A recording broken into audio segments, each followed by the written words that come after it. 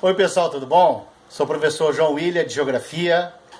Peço um favor para vocês, se inscrevam no meu canal, clique no sininho para vocês receberem notificações de novos vídeos e vamos direto ao assunto. Pessoal, eu vou falar hoje de formas de relevo.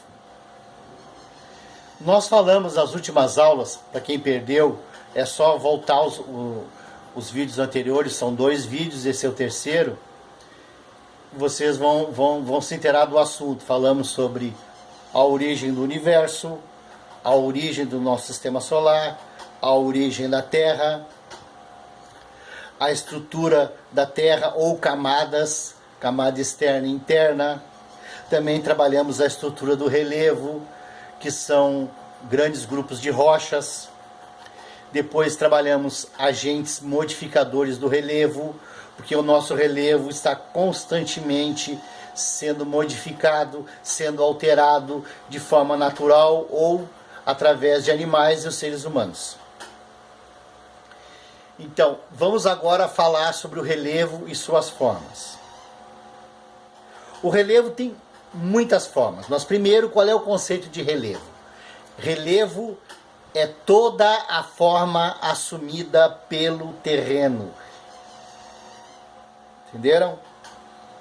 Tudo que nós olhamos em um terreno, em uma área, aquilo ali é o relevo. O relevo também é chamado de topografia. Então, para mim construir um prédio, uma ponte, uma casa que exija uma estrutura maior, e um túnel, qualquer coisa, qualquer construção que eu vá fazer, eu tenho que pedir um estudo topográfico, um estudo do relevo, para que eu possa construir essa obra e não ter problemas futuros com essa obra. Tá? Bom,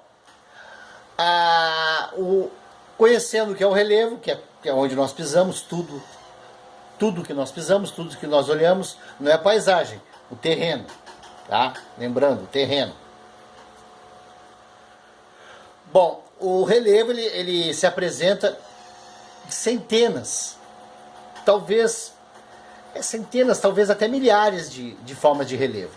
Tem um dicionário, professor de geografia necessita, nem tudo dá para gravar na memória, né? Às vezes alguma coisa a gente esquece, que é o dicionário geológico Geomorfologia, né? Geomorfologia seria as formas da Terra, tá? Que é as formas do relevo. Então a gente estuda todas as formas da Terra, mas nós vamos estudar, gente, as 4 principais, que realmente nos interessa, que realmente se apresenta pequenas formas de relevo, que às vezes são endêmicas, se apresentam em um determinado local, né? E acaba tendo uma forma diferente das demais. Então, são pequenas formas que não vêm ao caso.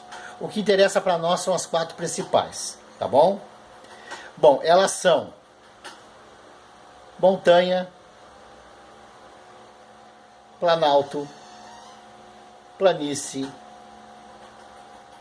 e depressões. Depressão. Vamos ver o que é cada uma delas. Começando pelas montanhas. As montanhas são os pontos mais elevados do relevo. Isto é, onde tem as maiores altitudes são as montanhas. Lembrando que a altitude sempre é medida a partir do nível do mar e em metros, tá? Então as montanhas, elas se apresentam como as maiores, que tem a forma de relevo com as maiores altitudes. As montanhas podem ser divididas em 2 grupos: as montanhas recentes e as montanhas antigas. As montanhas recentes, eu fiz um desenho aqui, que seria uma montanha recente. Ela seria dessa maneira, ela seria teria as maiores altitudes e ela teria um pico abrupto, isto é, um pico pontudo.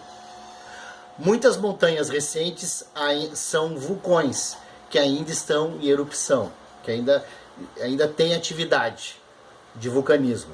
Outras já não têm mais essa atividade.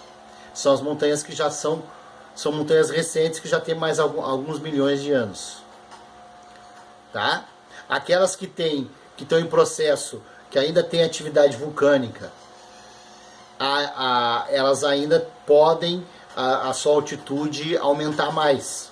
Você sabe que o vulcão expele o magma, que nós chamamos de lava, e vai acumulando. Ele pode também, essa montanha ainda está em processo de construção, ela está aumentando de tamanho ainda.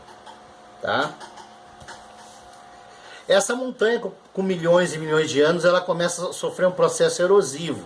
Então esse pico abrupto ou pontudo, ele começa a cair para os lados, através do processo erosivo, deslizamentos das encostas, e a montanha passa a ser uma montanha antiga, que tem as menores altitudes.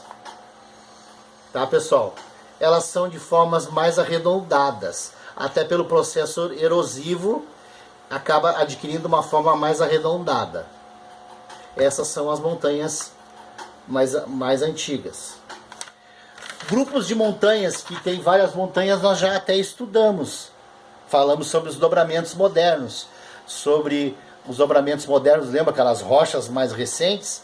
Elas se chocam e se enrugam, formando cadeias de montanhas. Cadeias de montanhas são grupos de montanhas, são cordilheiras, serras, né? Quando a montanha está sozinha, essa montanha solitária, normalmente ela era um vulcão. Normalmente, às vezes pode ter outro processo. Elas são chamadas de montanha, colina, monte, né? Outra forma de relevo bastante interessante são os planaltos. Os planaltos, eles têm de 300 metros a sua altitude para cima. Eles são terrenos levemente inclinados, né? Os planaltos são chamados de platôs. Tem planaltos muito extensos, com milhares de quilômetros, e tem planaltos menos extensos. Nós temos um planalto bem conhecido no Brasil, que a gente fala bastante, que é o Planalto Central, onde está a capital Brasília. O Planalto, a pessoa vai de carro, talvez até nem sinta, ele vai subindo, né? Todo o Planalto ao seu redor tem esse processo erosivo. Então tu vai, ou quando tu está indo em direção a ele, tu vai estar subindo. Quando tu começa a se afastar dele, tu começa a descer. Então toda a volta houve um processo erosivo que acabou formando aquele planalto. Esse processo erosivo, nas suas bordas, às vezes se formam escarpas, que são serras. O que caracteriza o planalto? Não é nem a sua altitude, e sim o processo erosivo que ocorre nas suas bordas. Tá, pessoal? A planície. A planície é a forma de relevo mais plana. Ela é muito levemente inclinada, ou praticamente não tem inclinação nenhuma. Ela é bastante plana. Por ela ser assim, ela se formou próximo a rios, lagos e no litoral. Elas são chamadas de planície fluvial, que são aquelas que se formam próximo a rios, planícies lacustres, que se formam próximo a lagos, e planície costeira, aquelas planícies que se formam próximo ao litoral. Nós temos ainda o ponto mais baixo do relevo, que seria as depressões. Depressões são as partes mais baixas do relevo, que pode ser dividido em duas. As depressões absolutas, que são próximos ao mar, e o nível delas está abaixo do nível do mar. Algumas depressões, elas absolutas, elas acabam se enchendo de água, por estar próximo ao mar, elas se enchem d'água, elas são chamadas de laguna. Por isso que alguns autores, alguns geógrafos, chamam a Lagoa dos Patos de laguna, né? Há uma discussão, mas a Lagoa dos Patos na realidade é uma laguna, porque ela é uma depressão que se formou próximo ao nível do mar, e ela acabou por ser próximo ao nível do mar, acabou se enchendo de água. Tá? Nós temos uma depressão próxima aqui que fica na Argentina, é o ponto mais baixo do relevo americano, que é a Laguna del Carbón. É a maior depressão absoluta do relevo americano, do continente americano. Tem 105 metros abaixo do nível do mar. Tá, pessoal? Só uma curiosidade para vocês. Nós temos também as depressões relativas, que são o ponto mais baixo do relevo ao seu redor. Entenderam? Não que ela está abaixo do nível do mar, ela pode estar longe do mar, mas o relevo ao seu redor, as planícies, os planaltos, as montanhas que estão, é a parte mais baixa.